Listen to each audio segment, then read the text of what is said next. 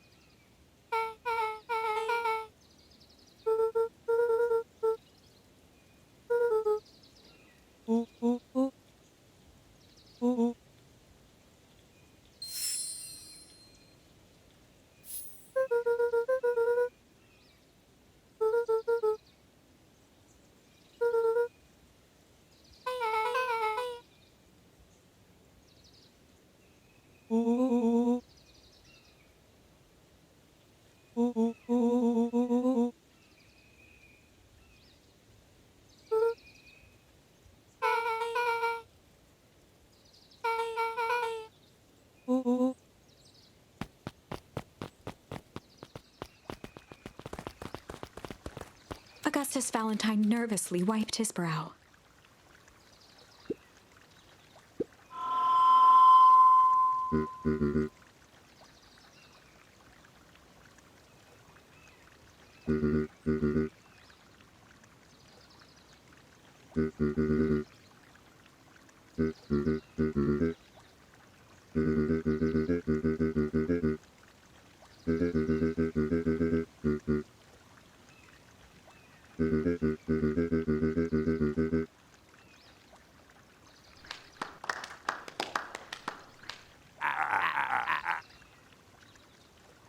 Gus cleared his throat and awkwardly loosened his tie. William Kerr bounded on the stage with the energy of a preacher at a big tent revival. He gave Gus a hearty slap on the back and motioned him off the stage.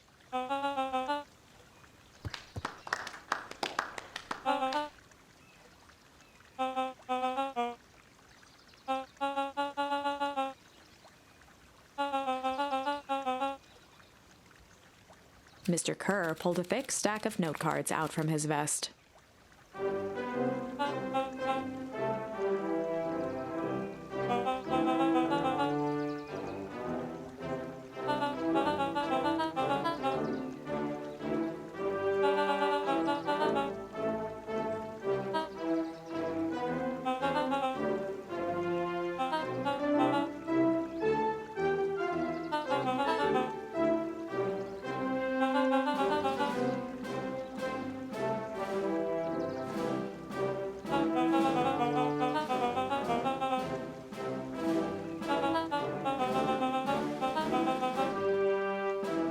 Mr. Kerr took a moment to survey the crowd. He wiped away a single tear.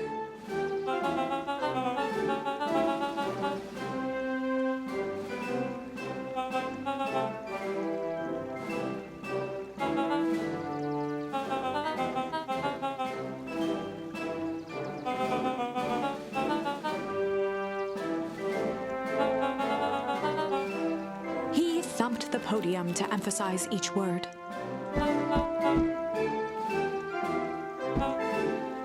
Mr. Kerr nodded confidently, biting his lip. The crowd was silent, in rapt attention.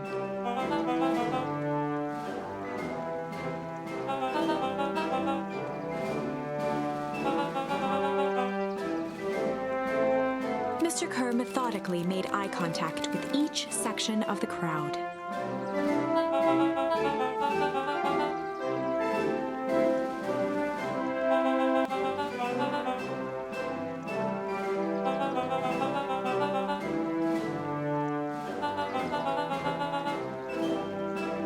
His voice began to build to a crescendo.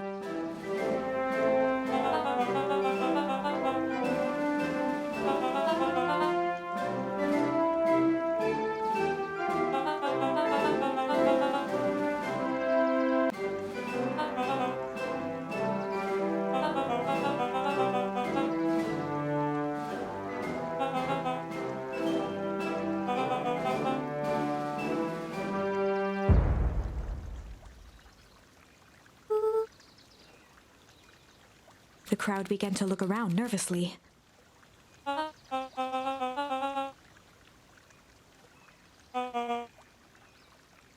Mr. Kerr quickly flicked through his note cards.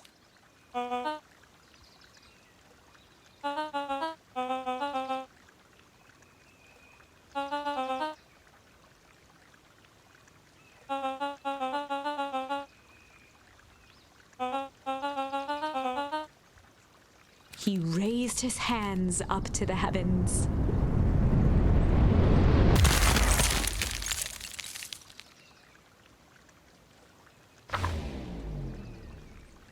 At that moment, a merciless wall of impossibly cold air ripped through the crowd, instantly freezing everyone and everything it touched.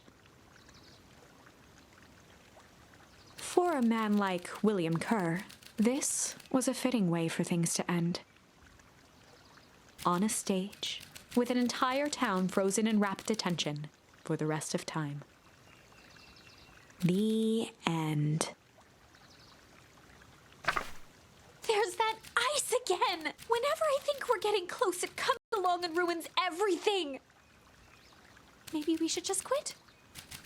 Maybe you should just close the book, walk away, and never think of me again. No, I don't mean that. We got a little closer this time. We just need to try again. Please.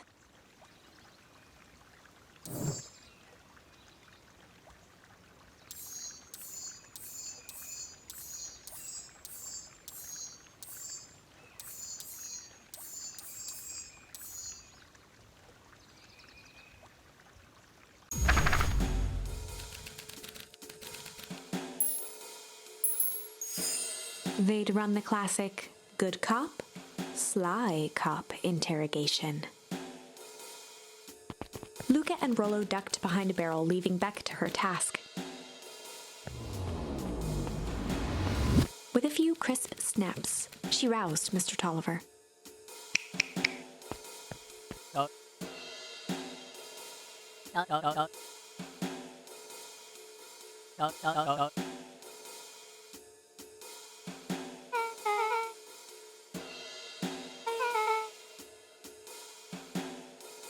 Mr. Tolliver looked down and shifted a bit, testing his restraints.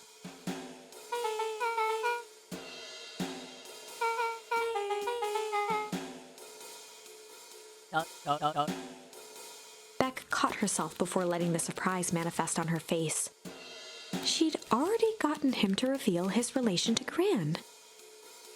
This was going to be easy.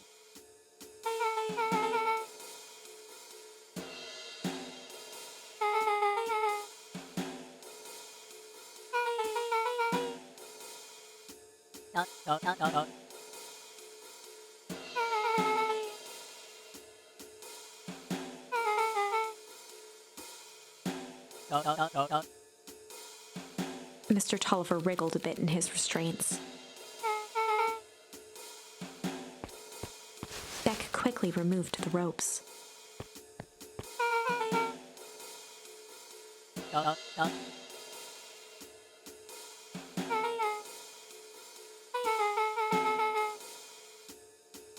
Mr. Tolliver rubbed the growing knot on his forehead.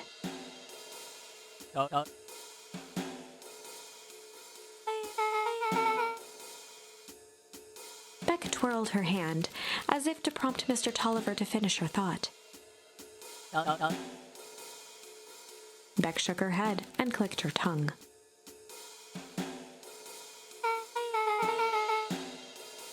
Mr. Tolliver let out an amused huff in agreement.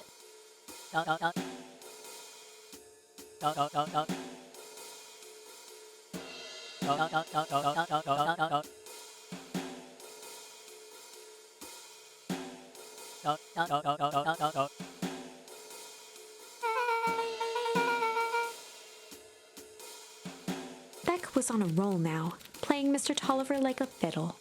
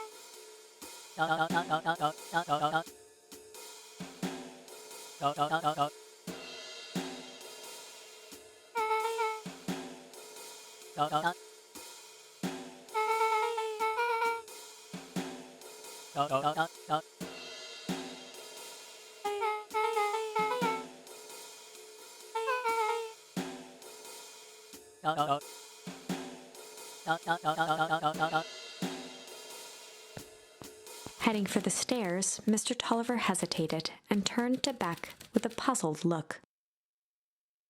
She grinned and gave him a peppy wave. With a shrug, he continued up the stairs, whistling a jaunty tune.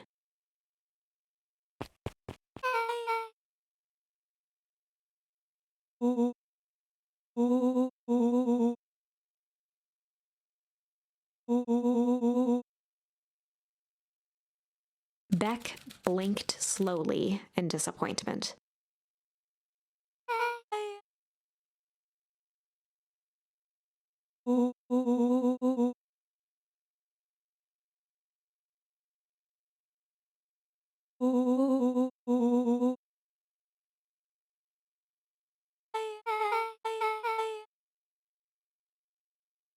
She turned to the table and began tearing small scraps of paper.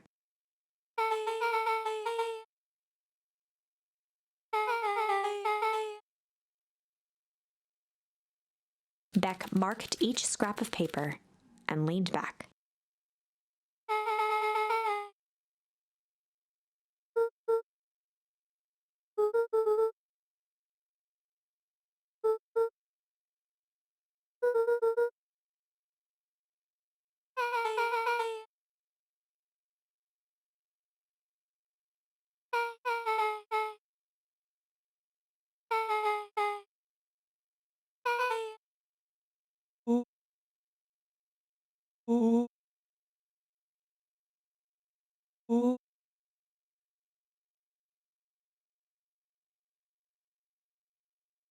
Luca and Beck looked at Rollo with amazement.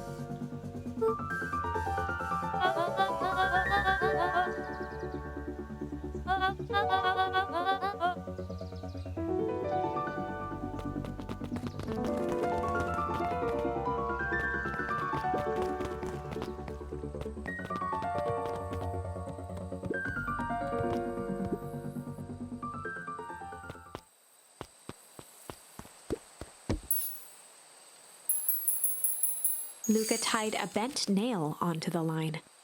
If all you have is a hammer...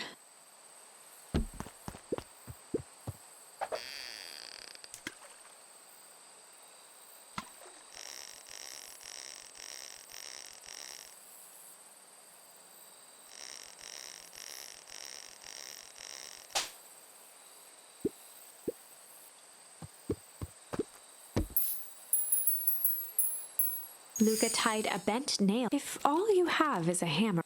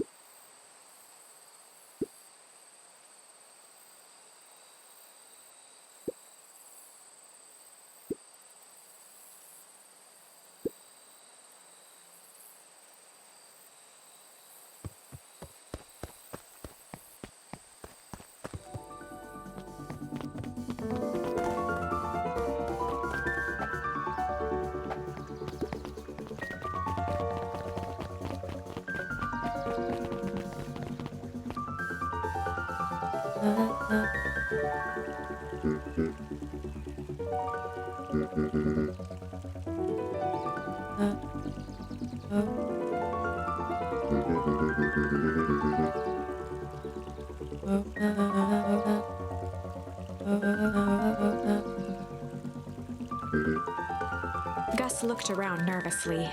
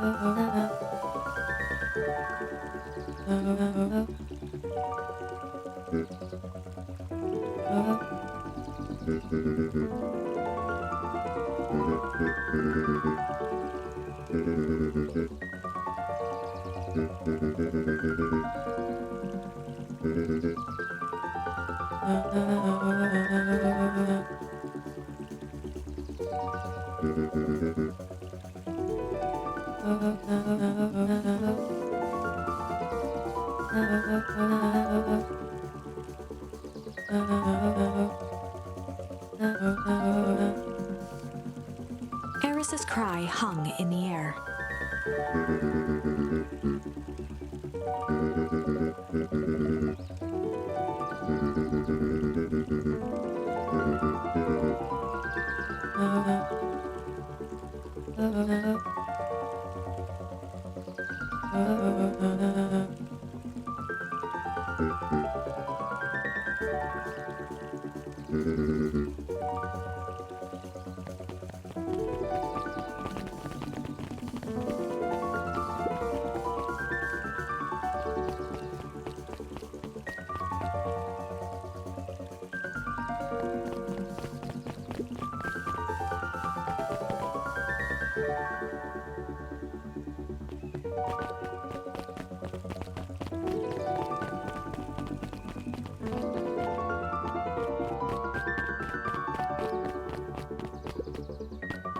Solomon stood proudly at the entrance to the drugstore, holding a brown bag overflowing with black licorice.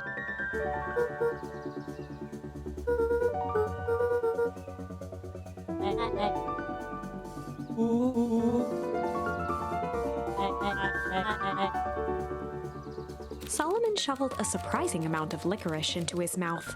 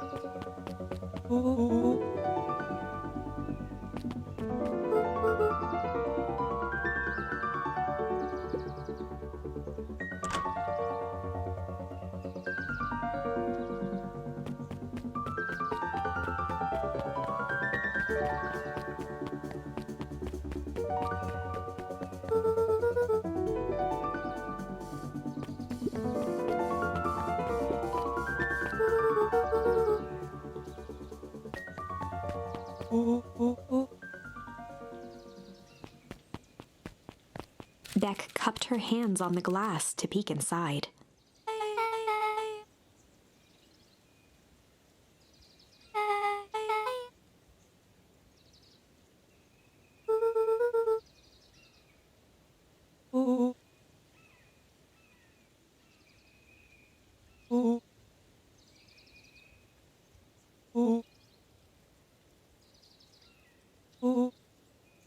Beck flung open the door, and they all squeezed in.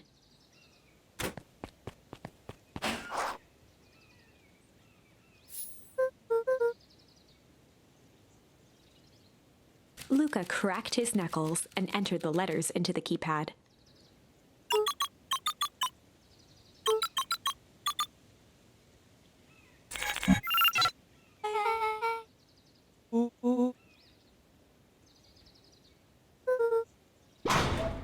The inside of the phone booth dropped loose from its shell. Without even the space to panic, they closed their eyes, held their breath, and accepted their fate. Suddenly, the chaotic descent slowed to an effortless landing. It was unclear where they ended up, but at least it was solid ground. The air was stagnant and smelled vaguely of chlorine.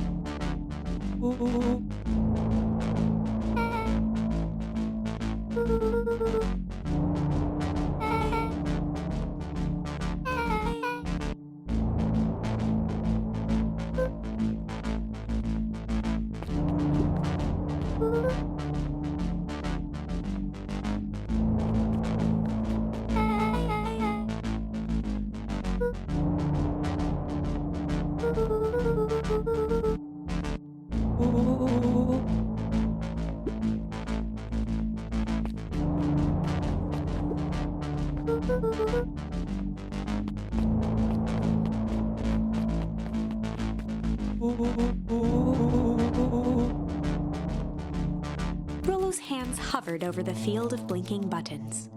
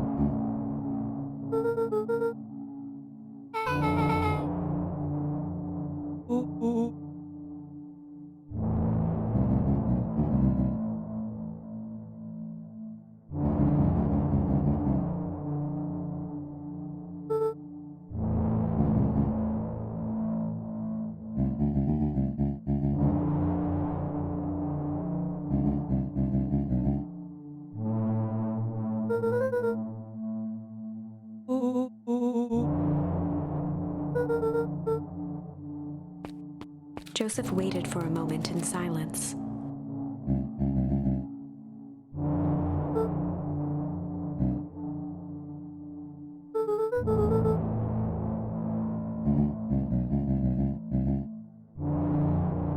He gestured toward the strange tubes.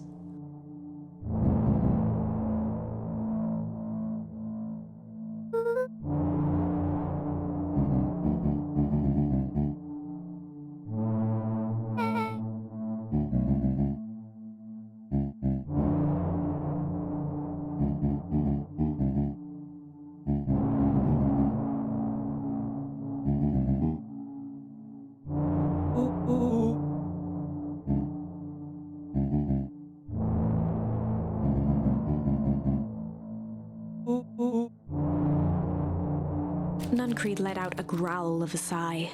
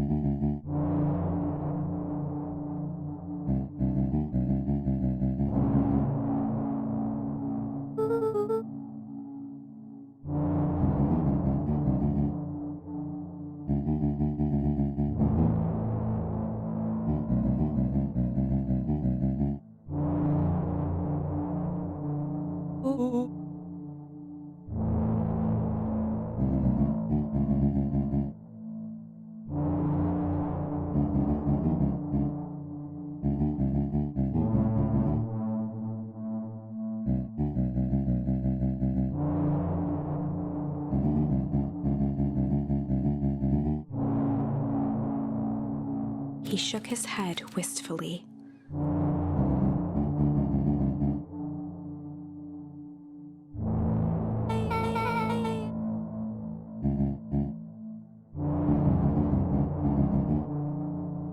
Nuncreed took a menacing step towards the children.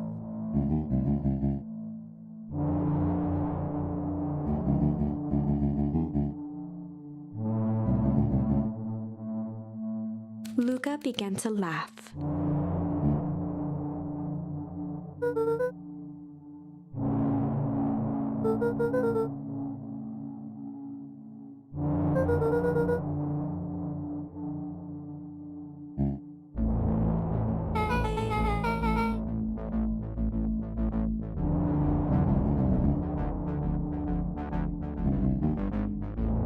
The color drained from Nuncreed's face.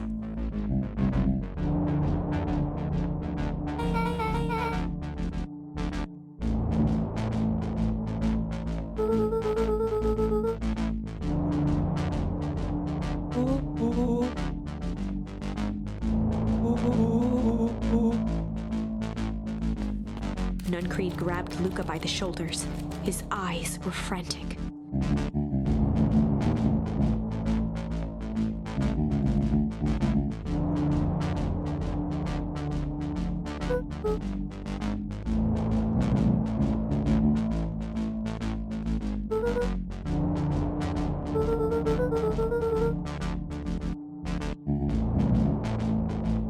jolt of realization struck Mr. Nuncreed.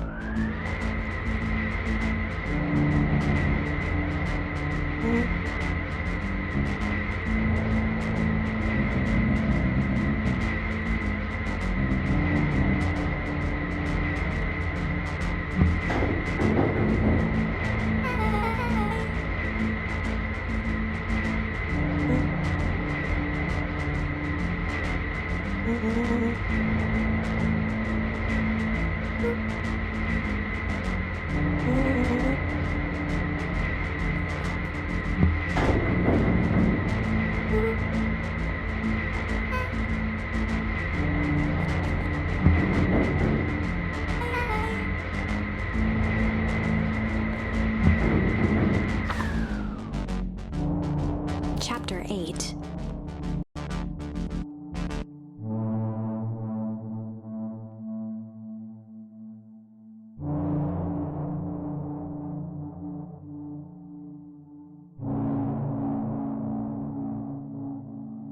The cold, hard truth. Beck leapt up, allowing the suction to yank her into the dark. Dimness eclipsed around her like the shutter of a camera as she seemed to cover great distance in mere moments. Her only points of reference were glints of upcoming turns, which approached with frightening speed, only to carry her gracefully along.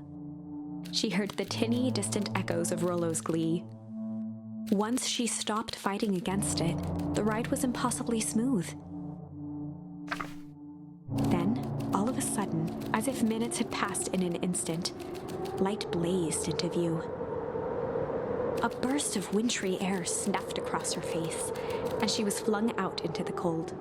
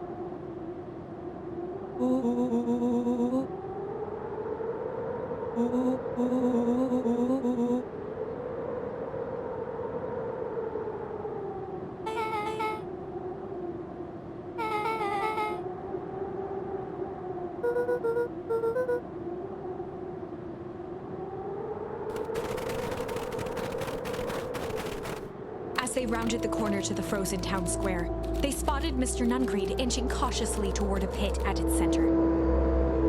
He held his arms out gingerly, as if approaching a beast in the wild. Upon closing the distance, Luca recognized what Nuncreed was after. Gran stood confidently at the edge, one arm outstretched over the abyss. Nearby, a wheelbarrow had been emptied out.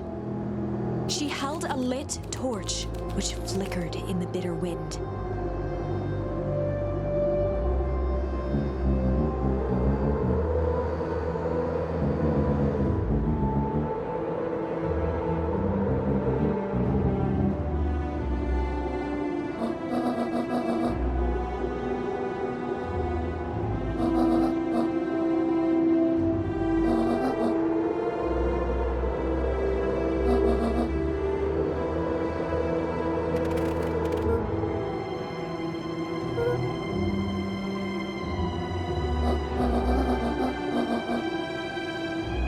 Mr. Nuncreed turned back toward the kids, desperation in his eyes.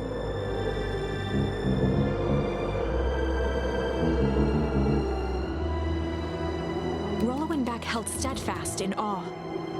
Luca approached closer. Mr. Nuncreed spun back toward Gran, his voice growing louder.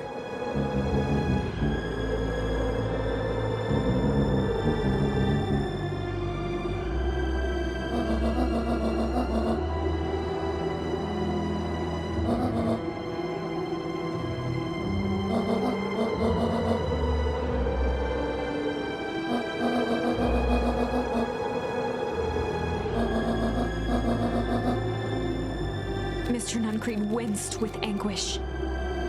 His voice hardened.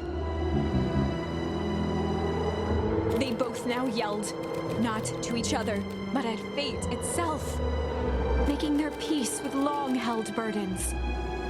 The wind howled with encouragement.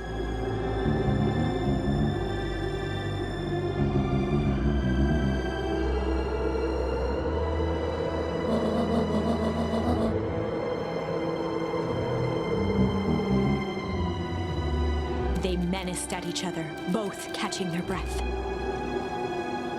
The moment balanced on a knife's edge.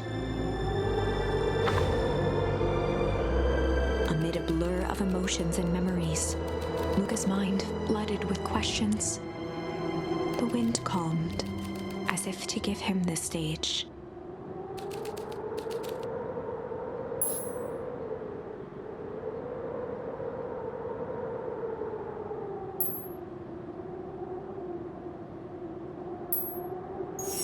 And in the stillness, he began to weep. It was all just too much. Falling to his knees, Luca whimpered softly. The tears crystallized as they hit the snow. Gran stared at Luca for a moment with warm sympathy, remembering why this was all necessary.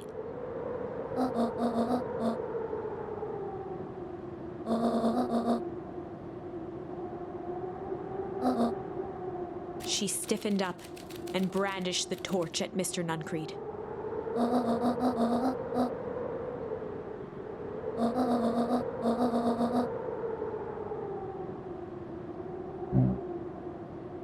Ignoring his final plea, Gran flung the torch into the deep darkness. She smiled and exhaled in relief. Mr. Nuncreed moaned in resignation. The torch echoed as it ricocheted down the hole, punctuated with a thunderous thud.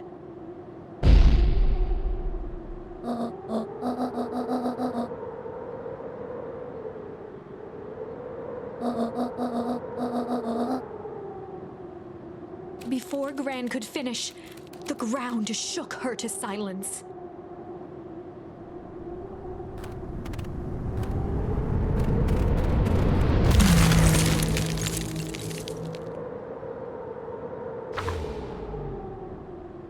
Gran only had time to spin around and run to Luca. Her attempt to shield him, an honorable but trifling act. Unflinching love, pitted against an unthinking horror, there was no contest.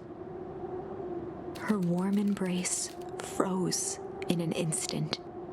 That is where they remain, fixed in place, forever. And so, our story ends on this melancholy scene. In a town brought low by its secrets sits the frozen statues of a misguided band of meddlers. The end. Well, that was dire.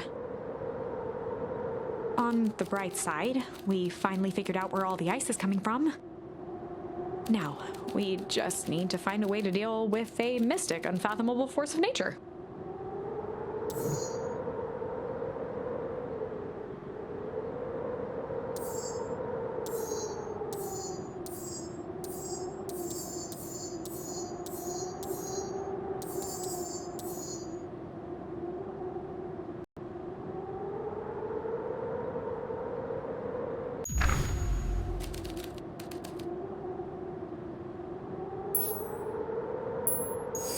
And in the stillness, he began to hum.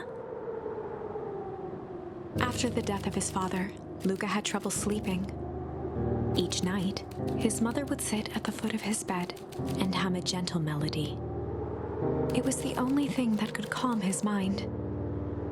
The only thing that, however briefly, could make it all seem okay. That melody pervaded every memory Luca had of his mother. Shivering in the raw snow, he began to hum it out loud.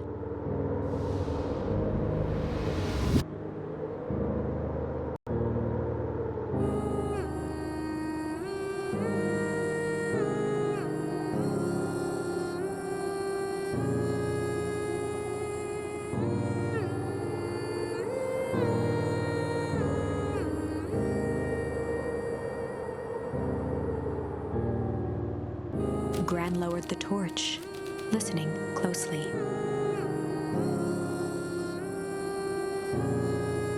As recognition slowly set in, her heart sank.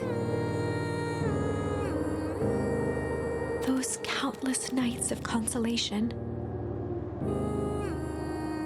the incomparable loss they shared together. She let the torch fall to the snow and sizzle out. A few steps toward Luca was all she could bear before dropping to the snow herself. Through a flood of tears, she began to hum along, note for note.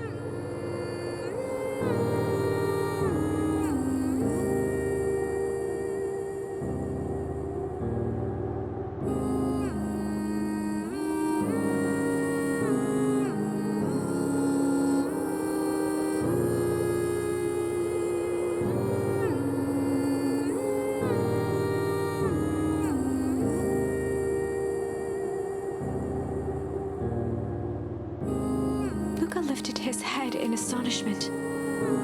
The last time he heard that melody was the last night he saw his mother.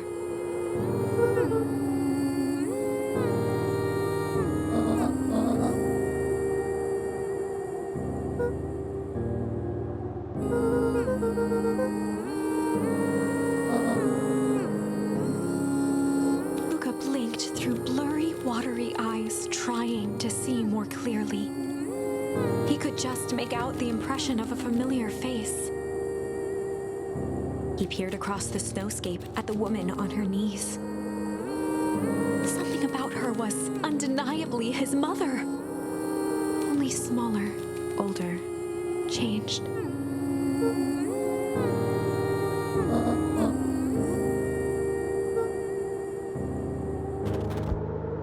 Luca sprinted as fast as he could toward his mother. They held each other close, and the cold retreated from their bodies.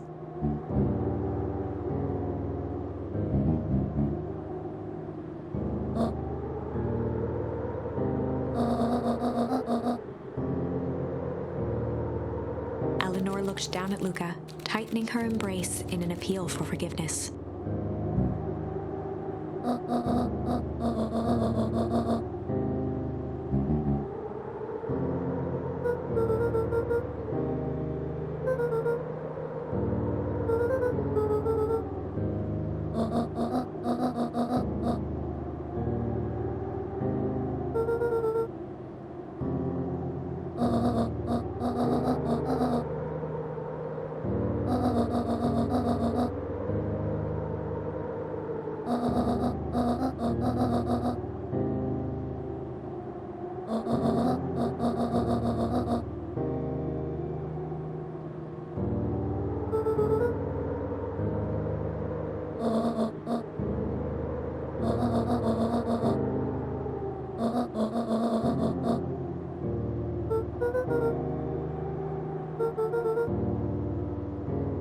Joseph slumped into the cold, wet snow.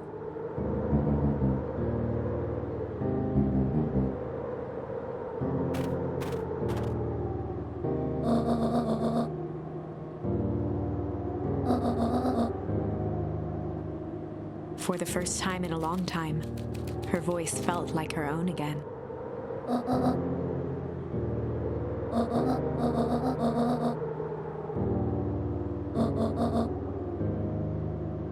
Luca gazed down at Nuncreed with pity.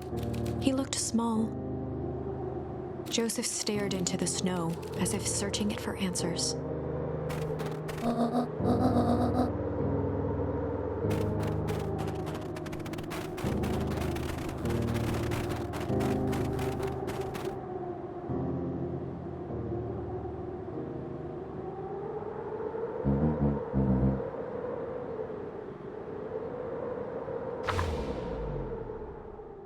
Chapter 9.